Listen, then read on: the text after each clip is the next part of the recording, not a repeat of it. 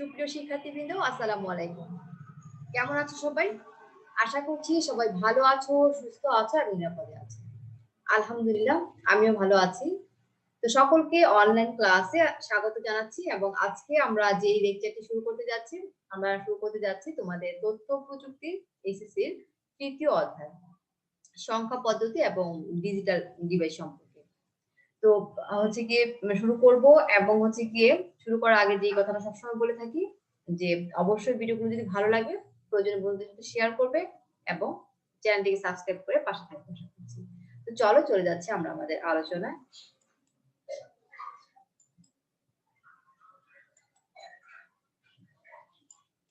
তো সকলকে আমার পক্ষ থেকে স্বাগতম জানাচ্ছি এবং আমি তোমাদের সাথে আছি রুমা বেগম, ৩৩তম বিসিএস এর একজন শিক্ষা কর্মকর্তা।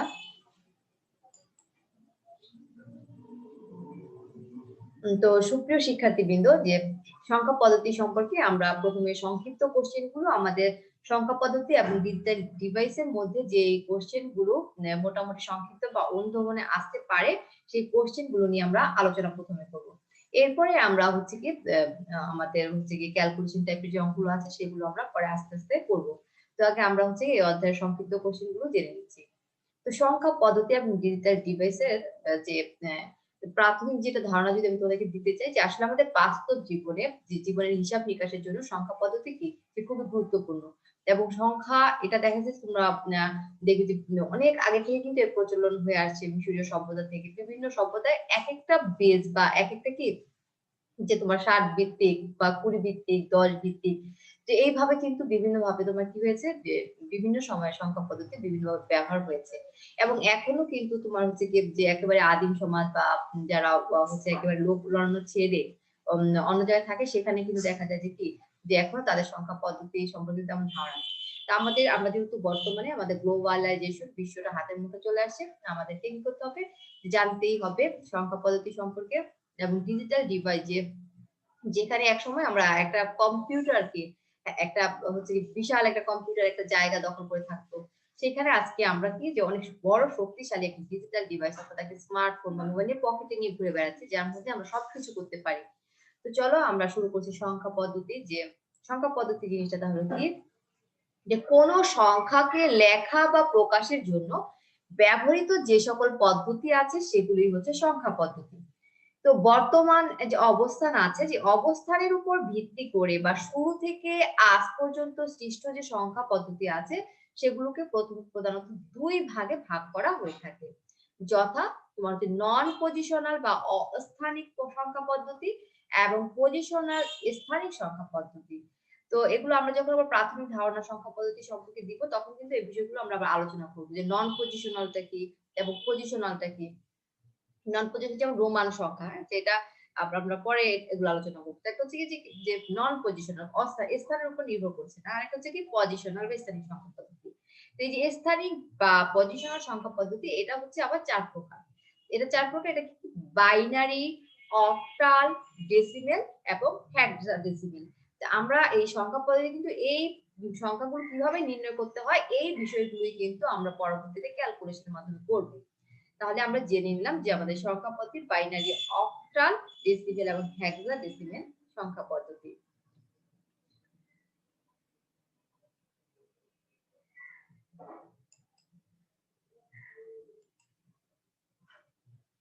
এরপরে দেখো তোমার অঙ্ক বা ডিজিট কি।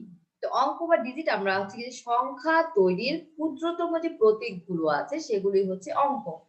তাহলে অঙ্ক কি যে সব অঙ্কই কিন্তু সংখ্যা, কিন্তু সব সংখ্যা কিন্তু অঙ্ক নয়। যেমন ধরো আমরা উদাহরণ হিসেবে যদি বলি যে এখানে 243, এটা কি যে এগুলো হচ্ছে কি 3 অঙ্ক বিশিষ্ট একটা সংখ্যা। তাহলে এই যে 3 কি যে আমরা দেখতেছি এটা 3 অঙ্ক বিশিষ্ট একটা সংখ্যা। এখানে হচ্ছে 2, 4 এবং 3 এগুলো কি সব আলাদা আলাদা একটা অঙ্ক। তাহলে এই সংখ্যাটা তোমার 2, 4 ও 3 এই পৃথক 3টি অঙ্ক নিয়ে গঠিত, যারা প্রত্যেককেই কিন্তু আলাদাভাবে একটা সংখ্যা। এখন আমি যদি বলি 3 লিখো তাহলে 3 কিন্তু একটা আলাদা সংখ্যা, 4 একটা আলাদা সংখ্যা, 2 কিন্তু একটা আলাদা একটা সংখ্যা। তাহলে আমরা বুঝলাম যে অঙ্ক হচ্ছে যে সংখ্যা তৈরির যে ক্ষুদ্রতম একক সেগুলো হচ্ছে সংখ্যা। এবার সংখ্যার নাম্বার কি? সংখ্যা নাম্বার কি? সংখ্যা হচ্ছে একটি উপাদান যা কোনো কিছু তোমার গণনা পরিমাণ এবং পরিমাপ করার জন্য ব্যবহৃত হয়ে থাকে। তাহলে যেমন উদাহরণস্বরূপ যদি আমরা বলি একাদশ শ্রেণীতে আমার 243 জন ছাত্র আছে, তাহলে এখানে আমরা বুঝবো কি যে 243 একটা সংখ্যা। তাহলে এটা ছিল আমার অঙ্ক বা ডিজিট, আবার এটা হচ্ছে গিয়ে সংখ্যা। তাহলে সংখ্যা হচ্ছে কি একটা উপাদান যেটা আমরা কোনো গণনা, পরিমাণ এবং পরিমাপের কাজে ব্যবহৃত করে থাকি। এরপর বাইট কি? বাইট হচ্ছে যে আমরা যখন সরাসরি ক্যালকুলেশন গুলো করবো, এখন তো সংখ্যা পদ্ধতি আসলে হাতে কলমে যদি ভাবে না করি সেই জিনিসটা বোধগম্য তেমন হবে না। তো এখন আমরা সংক্ষিপ্ত কোশ্চেন গুলো একটু দেখে নিচ্ছি যে বাইট হচ্ছে 8 বিটের এক গ্রুপ নিয়ে গঠিত একটা বলা হয় যে বাইট। তাহলে বাইটটা হচ্ছে কি, যেমন তোমাকে আমরা উদাহরণ দিচ্ছি যে এখানে আমার একটা যে সংখ্যা আছে, এই সংখ্যার মধ্যে আমার ডিজিট আছে কয়টা, 1টা 2টা 3টা 4টা 5 6 7 8। তাহলে এই যে একটা সংখ্যা, এই 8টা তোমার অঙ্কের একটা সংখ্যা, এই 8টা সংখ্যা এতে আমার কি আছে, 8টা বিট রয়েছে, 8টা বিট রয়েছে যা মিলে একটা বাইট গঠিত হয়েছে। তাহলে আমরা দেখতেছি যে এক একটা অঙ্ককে এক একটা হচ্ছে বাইট হিসেবে গণনা করা হচ্ছে। তা 8টা একটা কি বিট, তাহলে এই বিট গুলো মিলেই হচ্ছে কি যে একটা বাইট। তাহলে আমরা হচ্ছে গিয়ে দেখবো যে বাইনারি সংখ্যাতে দেখবো 2টা বিট থাকে, এভাবে আমরা পরবর্তীতে আরো বিস্তারিত জানতে পারবো। তাহলে 8 বিটে বাইট কি, বাইট হচ্ছে 8 বিটের গ্রুপ নিয়ে বাইট গঠিত হয়ে থাকে। এবার আসে আমরা নন পজিশনাল সংখ্যা পদ্ধতি কি। তো নন পজিশনাল সংখ্যা পদ্ধতি হচ্ছে তোমার যেই সংখ্যা পদ্ধতিতে তোমার কোন সংখ্যার মান কোন সংখ্যায় ব্যবহৃত হয় সেই অঙ্কগুলোর অবস্থানের উপর নির্ভর করে না, তাকে বলা হয় নন পজিশনাল সংখ্যা পদ্ধতি। তা আমরা প্রথম দেখে আসছিলাম যে একটা সংখ্যা পদ্ধতিকে হচ্ছে প্রথম দুই ভাগে ভাগ করা হচ্ছে, নন পজিশনাল, পজিশনাল। তো এর মধ্যে নন পজিশনালটা কি, যে সংখ্যার যে ব্যবহৃত ডিজিট গুলো থাকবে সেই ডিজিট গুলো কোনো অবস্থানের উপর নির্ভর করবে না।